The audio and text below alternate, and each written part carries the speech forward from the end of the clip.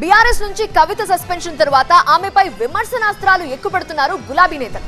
కవితపై వారు విసురుతున్న బాణాలేంటి ఒకసారి చూద్దాం.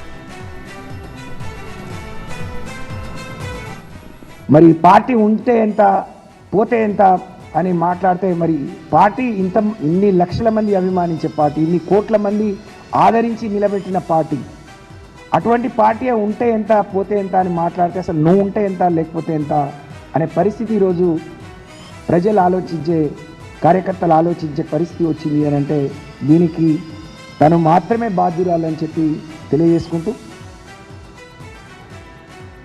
కన్న బిడ్డైనా తన గుండెల మీద ఆడుకొని మరి తను నడక నేర్పిన బిడ్డ, తను అన్నీ నేర్పి ఇక్కడ వరకు నడిపించి తన బిడ్డ చాలా గొప్పగా ఉండాలని మనసులో ఎంత ఉన్నా ఇవాళ ఇలాంటి నిర్ణయం తీసుకోవటం అంటే పార్టీ ముందు కార్యకర్తల కంటే ఏది ఎక్కువ కాదు, బిడ్డ కాదు, కుటుంబం కాదు, నా పేగు బంధం కంటే నా పార్టీ బంధం, నా పార్టీతో నాతో కలిసి అడుగులేసిన కార్యకర్తలే ముఖ్యం, ప్రజలే ముఖ్యమనే కేసీఆర్ గారు ఏదైతే ఈ నిర్ణయం తీసుకున్నారో దాన్ని మేము మనస్ఫూర్తిగా స్వాగతిస్తూ, మీది రక్తబంధమే కావచ్చు, మీరు కన్న కూతురు కావచ్చు, కానీ బీఆర్ఎస్ పార్టీని కేసీఆర్ గారు ఒక కన్న తండ్రిలాగా, కోట్లాది మంది ప్రజలు ఈరోజు కేసీఆర్ గారిని బాపోని పిలుచుకుంటారు.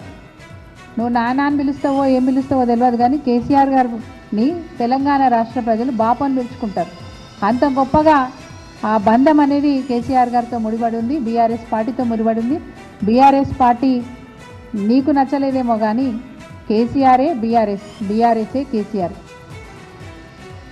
పార్టీ తనను ఆదరించింది, అనేక అవకాశాలు కల్పించింది.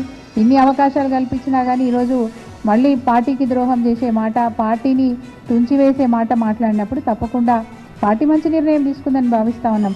రేపు తను పార్టీ పెడతదా పెట్టదా మాకు అవసరం లేదు, మా పార్టీలోంచి వెళ్ళిపోయిన వాళ్ళు ఎటుపోయినా మాకు సంబంధం లేదు.